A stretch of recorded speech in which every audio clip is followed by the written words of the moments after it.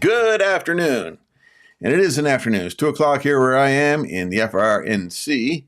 Think about it. You might know what it means. We're talking about, wait a sec, coffee. Yes, afternoon coffee. I know some people don't do that, but I do.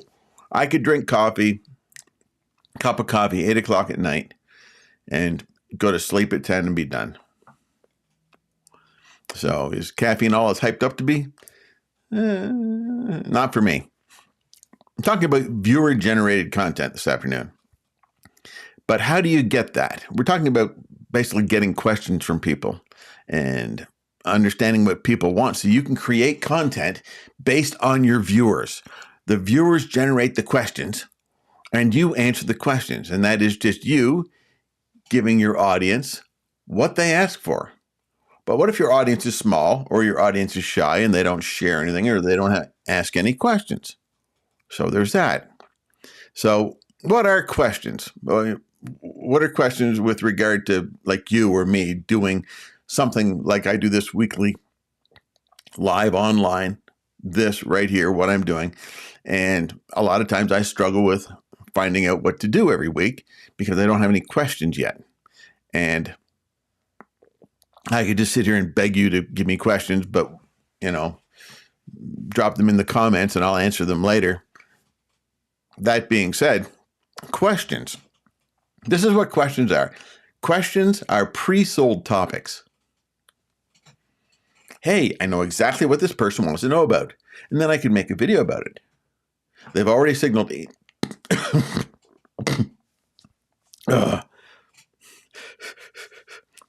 live. Don't you love it? Apologies. Questions are pre-sold topics. They've already been vetted because an actual person asked the question. So they have interest in it. So they're going to probably tune in and watch the answer either right here or later on. Because I want an answer to the question. Why would you ask a question without getting an answer to the question? Questions force clarity. You stop rambling and you start solving a problem. As soon as there's a question, as soon as there's a question, I can just tune in on the question and answer the question and work on the question. And then I stop making stuff up, telling things. And when you answer a question, it builds trust quickly. A person asks a question and you answer the question. This person gets what I'm dealing with. They understand me. And you got to love it when they understand me. Excuse me.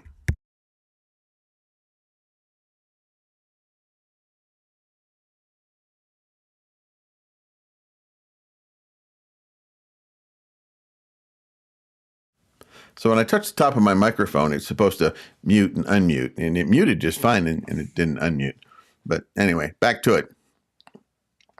Questions build trust fast when you can answer a question. And it's okay to answer questions by saying, I don't know, but I'll get back to you on that. Now, if you say that with every question, people are going to stop asking questions. But you're going to have a lot of content to work with. And sometimes when people ask questions, they create binge loops. One answer triggers the next question. Yeah, that's great. Good answer. But what about this? And it creates a next question. And it might create a next question after that. And then you've really got something going, which is kind of cool.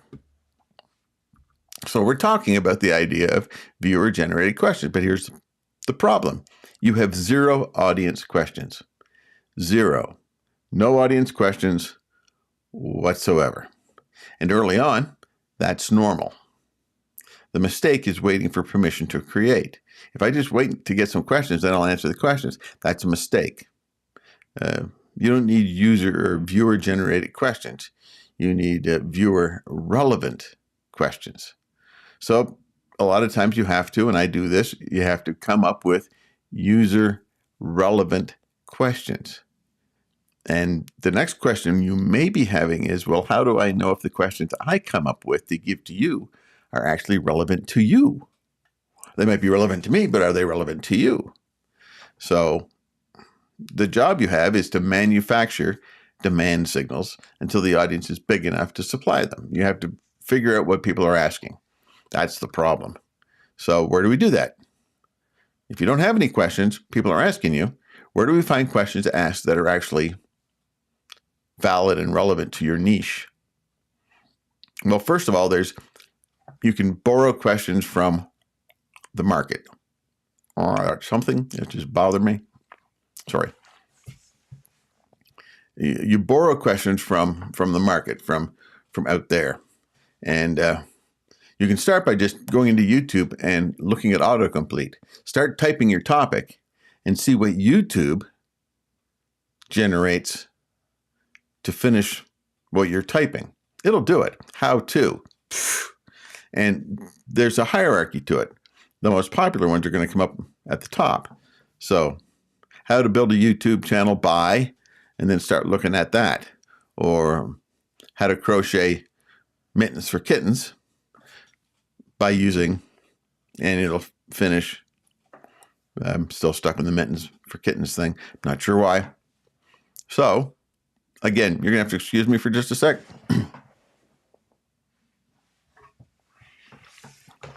Okay, I think I'm done with the issues with my mouth.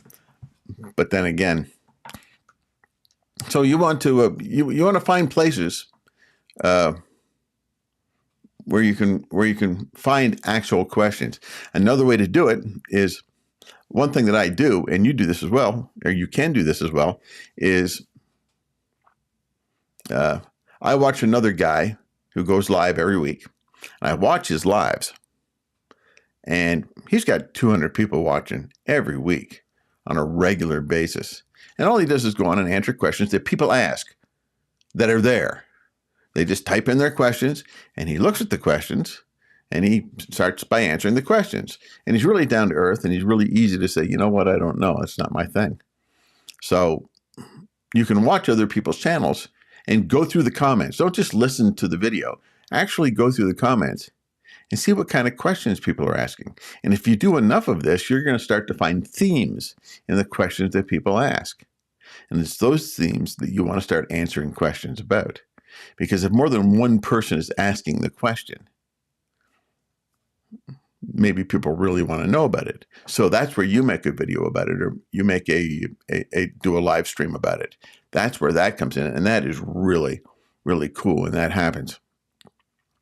You could also go on Reddit, if you're into Reddit, and go into there and go in and find your niche, go into some subreddits and start looking at questions and conversations people have back and forth about your niche. You see what people are asking, and you start seeing a theme over time. Those are the questions you want to answer. Those are the questions that people are asking. They may not be asking you, but they are asking them, and you have an opinion or an answer for them. You can go on to Quora, Quora, see what's going on there. You can go into Facebook groups, but Facebook groups are getting kind of old. That's an opinion. It's my opinion. You can actually look at Amazon book reviews in your niche and look for pain points that are people are asking. And people are asking questions, but what about? And these are some ideas. You could listen to podcast episodes that are titled In Your Niche. And that's important. It's within your niche, and they're question proxies.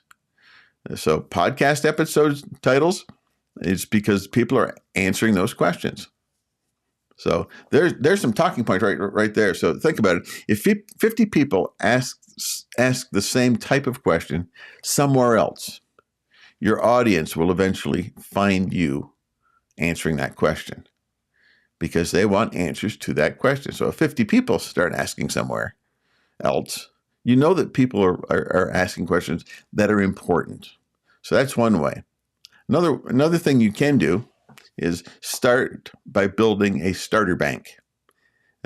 Get 20 to 50 questions in one sitting.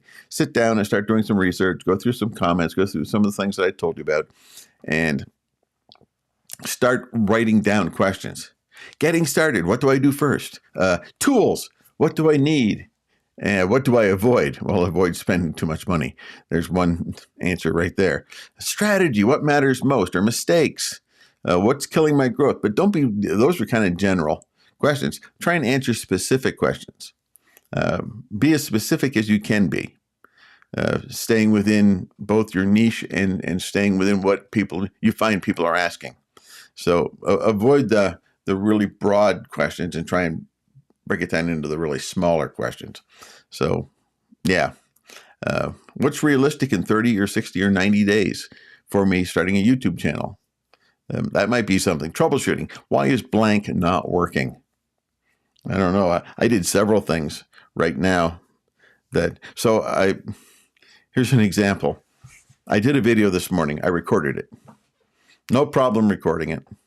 The usual stuff. I dump it into my video editing software, and I start to go through it, and there's no audio. It shows audio, but I'm hearing nothing. I'm hearing absolutely nothing. And I'm thinking, I'm going to have to film this whole thing. So I pull up the raw video just in a video player in QuickTime, and I turn it on this monitor over here, and nothing. And I'm thinking, I just wasted so much time making this, and the audio didn't come out. And I'm trying to figure out what's wrong with it. You know what was wrong with it? I had the computer on mute. There was nothing wrong with the video. I just couldn't hear it because I had it on mute. I just pressed the button on my keyboard that unmutes it, and everything was fine. So I didn't have to, troubleshooting. I'm thinking I'm going to have to redo this whole thing. In the back of my mind saying, if I record this whole thing again, I'll probably do it better. I'll probably do it a little bit better.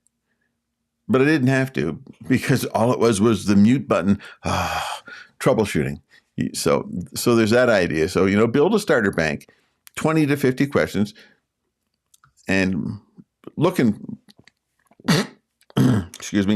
for places where you can get that. Third thing, turn your own experience into a question. So, in other words, when I'm stuck, I could say, well, what did I Google when I was stuck? And type in the actual question. I do that with ChatGPT. Is a lot of times I know I can save those questions that I asked, and then I refine it and refine the question again and refine the question again. But I save some of those questions because if I'm stuck, I want to know what to ask. And if I got a decent answer and a decent outline, then I ask again. What do beginners get wrong that cost me time? There's a good question.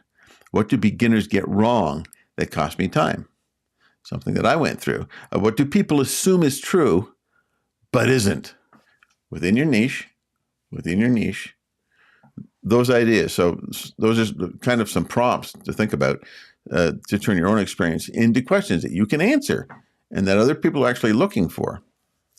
And when you're not just looking on all these different places for questions that other people are asking, look for statements that are saying and convert the statements into questions. So a statement, shorts don't build a loyal audience. Turn that into a question. Do shorts actually build subscribers who stick?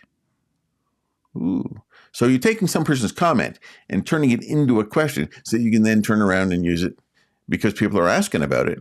And my opinion on shorts is not a topic for this unless you ask. And then I'll be more than happy to answer it for you right here or even in the comments because I will answer every comment that's down there. So how do you present this type of stuff and make it look, that it works through a process? Use repeatable structure per question, okay? So you don't wander. A repeatable structure per question so that you don't wander. Here's a 5-step process, real simple. Restate the question in plain English. Oh, so you're saying, and I've heard some people do this, and they pop the question up, and they read the question that someone is asking them on a live stream, and they just go, I don't get it. I just don't get it. I don't get it. And that's okay. That's okay. But the first thing you want to do in answering questions, especially if you're doing lives like this and you want to answer some questions, you'll do it this way. You restate the question in plain English and then try and answer it in one sentence. And that one sentence is your headline. Just answer it in one sentence. Now, if you want to go further than that, after you state it and after you answer it in one sentence, you can go, here's a 3-point breakdown of it. And you answer these 3 things with regard to it. You answer the what, the why, and the how. So restate the question in English, answer it in one sentence, break it down with the what, why, and how. Fourth would be use an example. Well, I know this example of yada, yada, yada, whether it's real or hypothetical. And some people are really good at coming up with examples. Sometimes I'm not. Sometimes my hypothetical is in another out there somewhere, right? And then the fifth thing in this little process is, what's the next step? One action the viewer can do today. And that you're answering the question, you're getting clarity, you're answering the question, you're giving an example, and you are giving them something to do right away toward their own answer to the question. And you want to make answers clickable, so to speak. It's not, how do I grow? It's, if you're stuck under 500 subs, here's the fix. That's the idea. So there's a tactic that you can use in looking at these questions. Why you're stuck under 500 subs and how you can fix it in 30 days. Or that would be a time restraint or constraint. So constraints, time in 30 days, a resource with no budget, stage with a brand new channel or with an existing channel, or a problem, low views, low retention. It's just a tactic by adding a constraint, and it makes it a little more relevant and a little more pointed. So how do you generate real questions real fast from your viewers? Well, here's a couple things you can do. And I'm terrible at this. I'm going to get better at it. You hold me accountable for it. Every time you stream, every time I stream, I should say at the end, comment, or maybe in the beginning, somewhere in the middle, depending on where it fits, comment one problem you're facing and title it, My Issue Is, fill that in. I'm asking you to make a comment. My issue is, you fill it in. Please make a comment regarding that. Another thing that I can do as the person that's doing the live stream or putting up the video, I can pin a comment. The very first comment is my comment, and I pin the comment. And the comment says, drop your questions for the next live, and I'll answer the next best 10, which would be a good thing to do, and I'll probably do that at the end of this. Another way to do it is use the community tab polls, where you can use a poll and say, which of these are you stuck on right now? And you have A, B, C, and D, and create a poll. Another thing that you can do that I have done is create a simple Google form. Just a simple Google form. Name, first name, email, ask the question, and put a link for it everywhere. And over time, people will say, oh, Bill actually wants to answer questions, not just ramble on. He wants to actually answer questions. And so they fill out the form. I've had some success doing that, but I've done it in such a way. I didn't do it a whole lot in a lot of different places. And so if you missed it in the one spot, then you just missed it. But even with that, some people caught it and go, oh, I got a question. And they go at it from there, and then I get to answer the question. So your audience needs training, as it were. And if you never ask questions, you won't get any. If you never ask for questions, you won't get any. You won't. So what do you do during live if chat is quiet, like right now? I have a preloaded list of questions, or for me, I have a preloaded thing that I'm talking about. Okay, I have a preloaded, I'm not just on here hoping someone's going to ask a question. I'll be interrupted by a good question. More than happy to do that. But if I don't get interrupted by anybody, then what I'm going to do is have something of value to give you, and I'm trusting that this is of value. You could use prompts like either or. Type A if your issue is views, or type B if it's consistency. You're just asking people to make a quick comment. You're not asking for them to give a question. You're just, it's kind of like a real quick poll. A for this, B for that. Oh, I see B. Oh, I see A. Something like that. Or you can break the ice with a real easy engagement. How long have you been posting? Have you been posting videos for 30 days or for 30 to 180 days? Or you've been posting videos on a regular basis for more than 180 days? And just get the poll, and people just would hopefully go under 30, under 180, over 180, something like that. It just breaks the ice. So here's some mistakes that could throw you. And yes, I've used some of these, as have we all, maybe, I don't know. But here's some mistakes that you could be waiting for permission before serving. Well, if I was waiting for permission before serving, I wouldn't be doing this live stream. I'm doing it. I'm serving. I'm giving what I believe to be relevant content. And so I didn't wait. I'm serving. And I'm hoping what I'm serving is to your palate. Answering questions that are too broad for help. How do I grow? And you don't know their niche. You don't know their platform. You don't know their level of experience. You can't answer those questions. You have to get them to get more specific so that you can give a better answer. It's like saying, how do you learn to fly an airplane? Well, not in the moment, but you need to go through an awful lot to learn how. So you got to niche it down and learn the little things. And altogether, it helps the big things. So another thing is somebody asks a simple question and you go off for 20 minutes on giving a full, complete, detailed answer. And they don't need a full, complete, detailed answer. They just want an answer and a next step for them to take. So don't go off and try and give them the entire encyclopedia when all they're looking at is one entry under the B category. So don't do that. Teaching advanced tactics to beginners. It's like telling a beginner soccer player how to curl a ball from the corner so that your one guy can go up and make the perfect header. And I don't know much about soccer, but there it is. I was actually watching Olympic curling.